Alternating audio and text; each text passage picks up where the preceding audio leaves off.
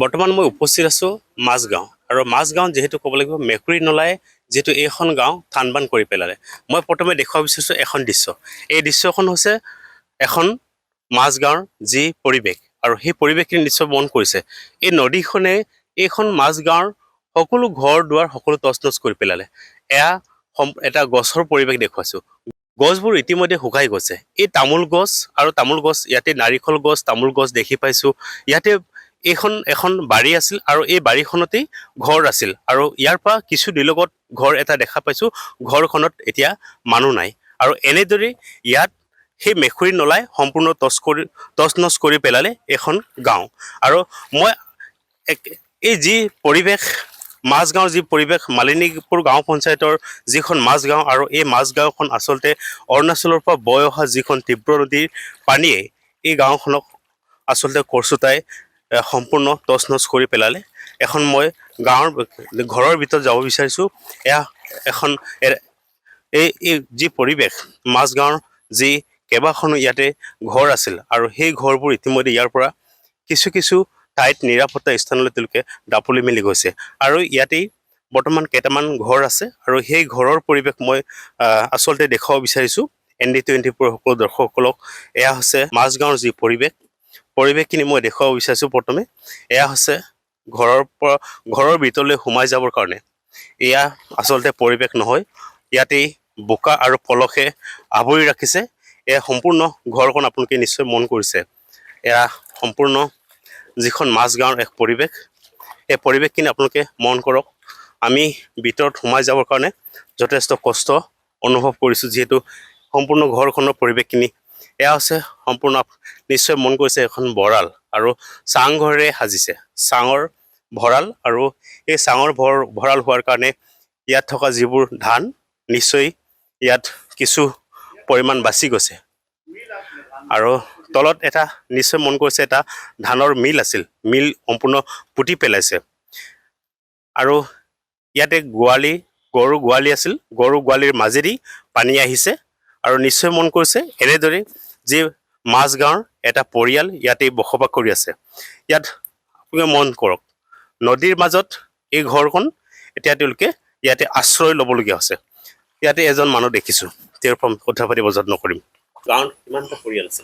আমিতো এইটো 10-12 ঘৰ ইয়াত পৰিবাৰ আৰু আমাৰতো চাওকচোন, এতিয়া মই খোজকাঢ়িব নোৱাৰিলোঁ পানীৰ কাৰণে, বিষৰ ভৰিটো বিষ আৰু পৰিবাৰকেইটা ওপৰত থাকিব লাগে বেছি পানী আহিলে, মানে তলততো নোৱাৰিবই।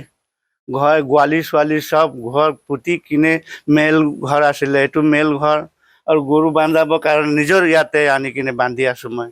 ৰাতি বেছি হ'লেতো ক'তোবা যাবলৈ নোৱাৰিম, এনেকা পানী আহি আছে, কি কৰিম ছাৰ আমালোকে? পৰিয়ালবিলাক ক'ত গৈছে?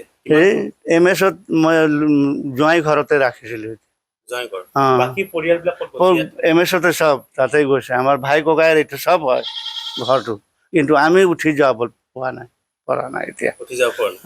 ইয়াত যিসকল বিনষ্ট হৈছে এইবিলাকত খোৱা খাদ্য পাইছে নাই? চৰকাৰে দিছে? সেইদিনতে 5-6 কেজি চাউল দিছে, ইমানে একো দিয়া নাই। একটা তিৰপল দিছিলে। বিধায়ক আহিছে নেকি চাবৰ কাৰণে? নাই, অহা নাই এতিয়াতো। আপোনালোকৰ বিধায়কজন এই পঞ্চায়ত অফিচ এইটোৱে আহিছে, এইটোতো অহা নাই, কিন্তু এই দুসৰা এইটো কি বুলি কয় MS, এইবিলাক আহিছিলে। গামবুঢ়া আহিছিলে। এইটো আমাৰ হেৰিটো। বিধায়ক কোন জানেনে আপুনি? বিধায়কটো ইমান হেৰি MLA জন? MLA টো এইটোৱে কি বুলি কয়, জীৱন গগৈ আহিছে নে চাবলৈ? নাই, অহা নাই। খবৰ জানে নে আপোনালোকৰ? খবৰ পাইছে? এইটোতো আমালোকেতো এপ্লিকেশ্যন দি কিনে দিছোঁ, খবৰ পাইছে হ'বলা, কিন্তু ইয়াত অহা নাই, আমালোকে দেখা নাই। গছবোৰ শুকাই গৈছে। এই তামোল চামোল এতিয়া চব শুকাই কিনে, এই আমাৰ নৰিয়ল গছ শুকালে। ইয়াত একটা বিল আছিলে ডাঙৰ, এইটো পুতি দিলে, মাছ চাছ চব লৈ গ'ল। মই এইটো মন্দিৰ সৰু মতো ঘৰৰ কাৰণে বনাইছোঁ, এইটো চব পুতি দিলে। পানী খাবলৈ ইমান কষ্ট হৈছে, 2টা ফিল্টাৰ পুতি দিলে। এতিয়া আমাৰ কষ্ট হৈ আছে। পানীটো এইটোৱে এতিয়া ভৰাই কিনে যেনে তেনে পানী হেৰি মাটি ওলাই কিনে তাত এনেকাই কৰি আছো। এতিয়া কি কৰিম, উপায়তো নাই। কি জনাব চৰকাৰক? এতিয়া কি জনাব?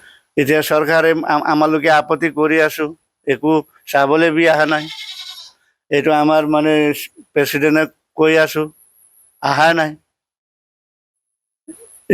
এম এছ আমাৰ প্ৰেচিডেণ্ট যে তাক কৈ আছোঁ মই ফোন কৰি আছোঁ ছাৰ আপুনি আহকচোন চাওকচোন আমাৰ ঘৰটো কি হ'ল মই মানুহ পঠাই আছে বুলি ক'ল মানুহ বি পঠা নাই নিজে বি অহা নাই চাবলৈ এনাৰা ইমান তকলিফত ইমান দুখত বৈ আছোঁ ইয়াত পানী ইমান আহে ডাঙৰ পানী একো নেদেখে ইয়াত পানী আহিলে মানে তেনেকুৱা আহে ইয়াৰ পৰা এনেকুৱা পাহাৰৰ পানী পাহাৰৰ পানী আৰু বোকা বালু পলক সোমাই দিয়ে ধান খেতি ধানটো আমাৰ চব 5-6 বিঘা 6 পুৰা মাটিটো লগাইছিলোঁ চব খতম এতিয়া নাই এয়া আছিল তেওঁলোকৰ মন্তব্য যিহেতু যিখন ঘৰত মই আছোঁ একমাত্ৰ এখনেই ঘৰ বাকী আছে আৰু বাকী ইয়াত পৰিয়ালবিলাক প্ৰায় 20টামান পৰিয়াল ইয়াতে আছিল আৰু এই 20টা পৰিয়াল ইতিমধ্যে ইয়াৰ পৰা নিৰাপত্তা এখন স্থানলৈ তেওঁলোকে দাপলি মেলি গৈছে আৰু এয়া আছিল মালিনীপুৰ গাঁও পঞ্চায়তৰ মাজগাঁৱৰ যি পৰিৱেশ